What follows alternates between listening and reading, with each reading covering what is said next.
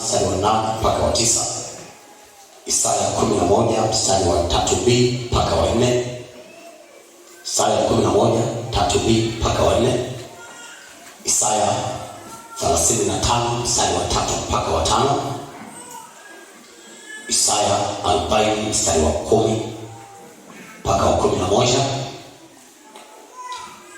Isaya 62 mstari wa 11 mpaka wa 12. Isaya 66 mstari wa 15 mpaka wa 16. Ezekieli 43 mstari wa 4 wa pili. Ezekieli 43 mstari wa pili. Yoeli sura ya kwanza mstari wa 15. Yoeli 1:15. Zakaria 8 mstari wa 3 mpaka wa 15. Zakaria hiyo 9 mstari wa 10. Zakaria hiyo 14 mstari wa 3 mpaka wa 9. Malaki sura ya 4 mstari wa 2 mpaka wa 3. Malaki sura ya 2 mstari wa 2 mpaka wa 3. Mathayo 16 mstari wa 27 mpaka wa 28. Mathayo hiyo 24 mstari wa 15 mpaka wa 51. Mathayo 25 mstari wa 31 mpaka 46. Mathayo hiyo 26 mstari wa 64. 26 64. Marko 13 mstari wa kwanza mpaka 37. Luka 17 mstari wa 22 mpaka 37. Yohana 14 mstari wa 3.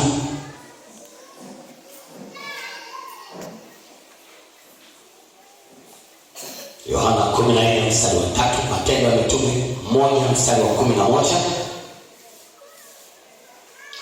Wakorintho wa kwanza sura ya 4 mstari wa 5. Wakorintho hiyo wa kwanza sura ya 15 mstari wa 23. Wafilipi sura ya 3 mstari wa 20 mpaka 21. Wathesalonike wa kwanza sura ile ya kwanza mstari wa 10. Wathesalonike tena hiyo wa kwanza sura ya 4 mstari wa 15 mpaka sura ya 3 mstari wa 3. Sura ya 4 mstari wa 15 Wathesalonike wa kwanza unaenda kusoma. Unapomaliza mstari wa 15 unaunga na sura ya 5 mstari wa mpaka mstari wa 3. Wathesalonike wa pili sura ya kwanza mstari wa 7 mpaka ile Wathesalonike wa kwanza hiyo wa pili hiyo sura ya pili mstari wa 8. Wathesalonike wa pili 1:7 mpaka sura ya pili mstari wa 8.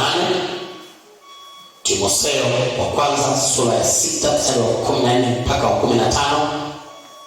Timotheo wa kwanza 6:14 mpaka 15. Timotheo wa pili sura ya 4 mstari wa 8. Tito sura ya pili mstari wa 13. Waebrania sura ya 9 mstari wa 28. Nashukuru wewe unayeandika. Petro wa kwanza sura ya 5 mstari wa 4. Petro wa pili sura ya 3 mstari wa 8 mpaka wa 14. Waraka wa kwanza wa Yohana sura ya 3 mstari wa 2. Yuda mstari wa 14 mpaka wa 15. Yuda na sura moja tu huwa tunataja mistari kikanuni. Yuda mstari wa 14 mpaka wa 15. Ufunuo sura ya kwanza mstari wa 7. Ufunuo sura ya 16 mstari wa 15. Ufunuo 19 mstari wa 11 mpaka wa 16. Ufunuo 22 mstari wa 12. Ufunuo 22 mstari wa 20. hayo maandiko yote yanahusu kurudi kwa Yesu mara ya pili. Hili jambo sio dogo. Ukiona karibu vitabu 30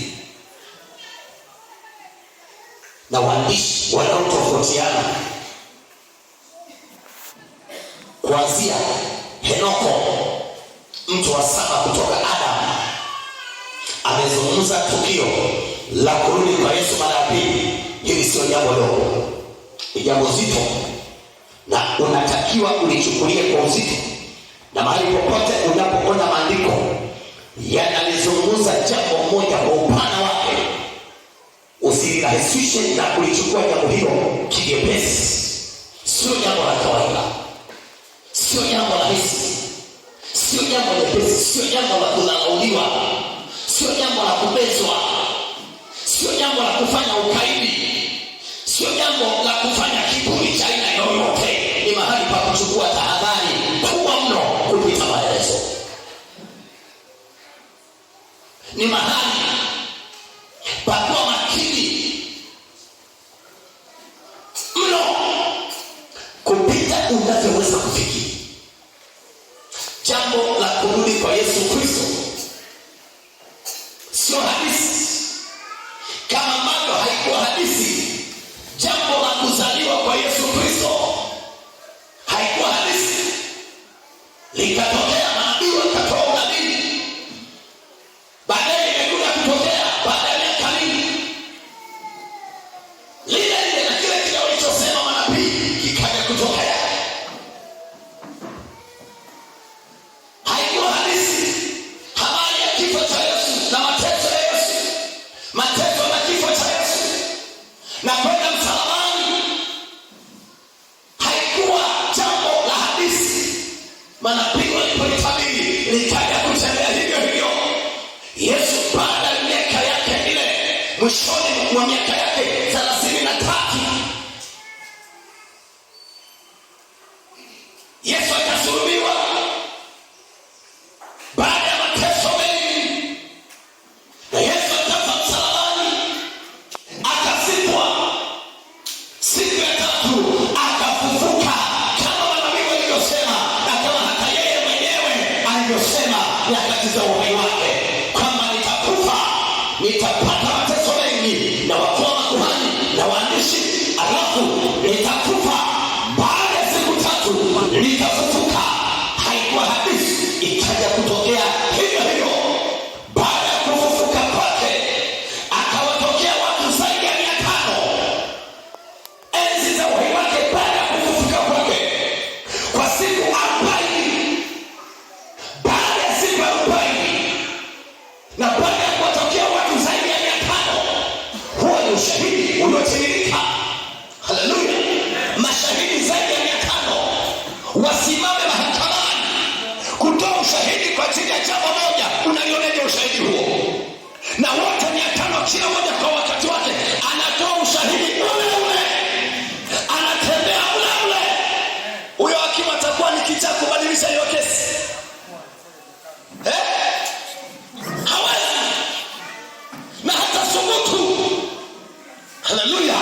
Kwa sababu umati wa watu huo ni mkubwa kupita maelezo, ambapo hata yeye mwenyewe kama alipewa hela za kuhongwa ataona aibu kubadilisha kesi ya namna hiyo. Haleluya! Jamani, amina. Kwa hiyo huu ulikuwa ni ushahidi uliotimilika, uliomkamilifu wa Yesu kuwatokea watu zaidi ya 500 na kwa siku 40. Baada ya hapo akachukuliwa na wingu likamchukua, akapaa kwenda mbinguni, ameketi mkono wa kuume wa Mungu Baba. Haleluya! Na baada ya majira ya mataifa kuwadia, Yesu anarudi tena kulichukua kanisa lake. Haya ndiyo maandiko ambayo yanakuthibitishia, na yapo na mengine zaidi ya hayo. Haya nimekupa maandiko mengi, lakini yako mengine mengi yanayozungumza hapa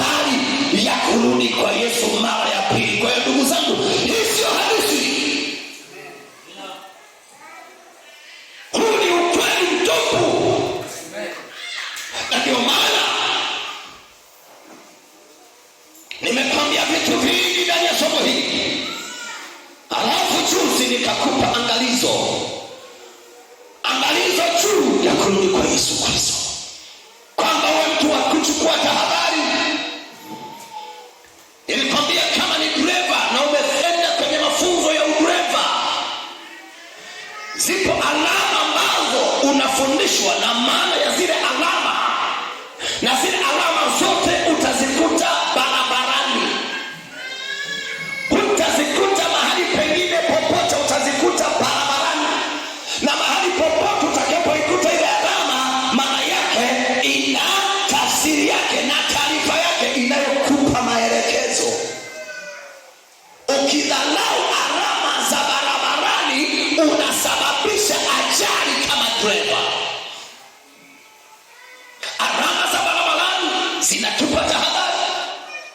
Zipo alama za onyo, zipo alama za tahadhari.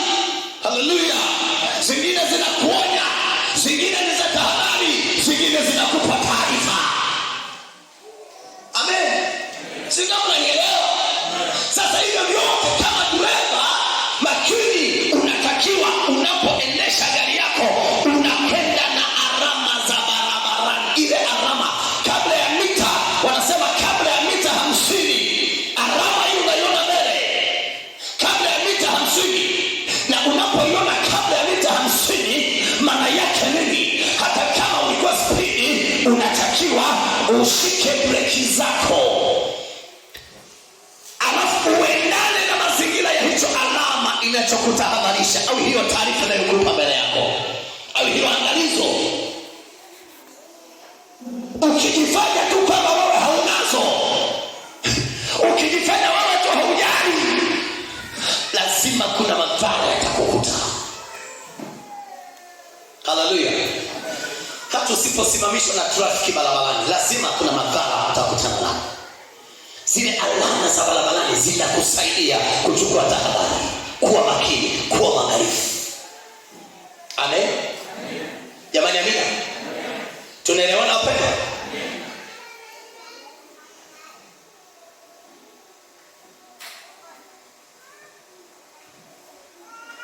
Na ndio maana hata unapoendesha gari lazima upimwe macho yako. Macho yako salama yanakuruhusu kuendesha gari? Yanakuruhusu kusoma zile alama za barabarani ambazo zinakutahadharisha na kukupa umakini na kukupa angalizo na taarifa?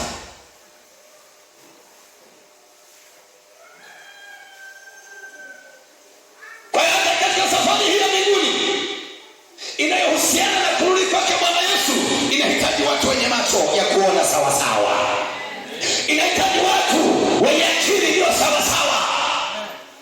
Hivi unaweza kumpa kichaa gari aendeshe? Niambieni, kichaa unaweza kumpa gari aendeshe barabarani? Ukimpa kichaa gari aendeshe barabarani, nini kitatokea? Niambieni.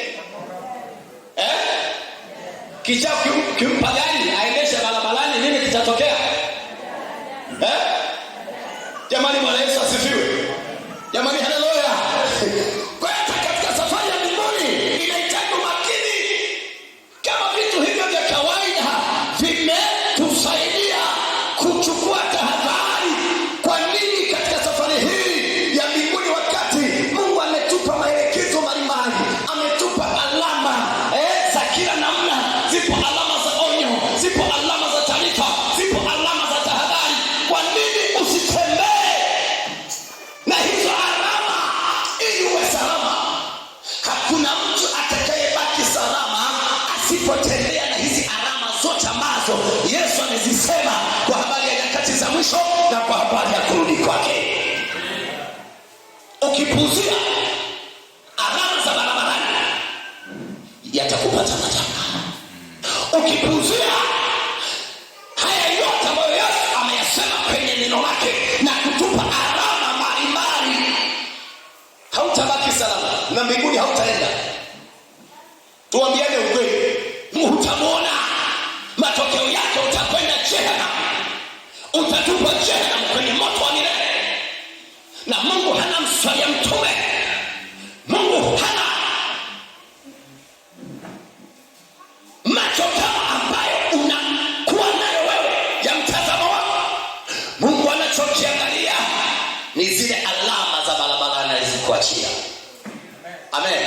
umetembea nazo. Haleluya. Jamani, amina. Niliuliza siku moja, kwa nini mnatumia neti majumbani kwenu kwenye vitanda vyenu? Kwa nini mmefunga neti? Kwa nini? Kwa nini?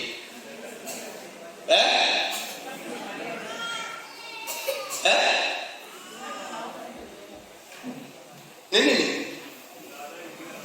Ni tahadhari juu ya umbu wanaosababisha nini? Ni tahadhari juu ya nini? Ya umbu wanaosababisha nini? Malaria, sio? Ndio maana katika kampeni ya serikali wakasema chukua tahadhari, malaria inaua.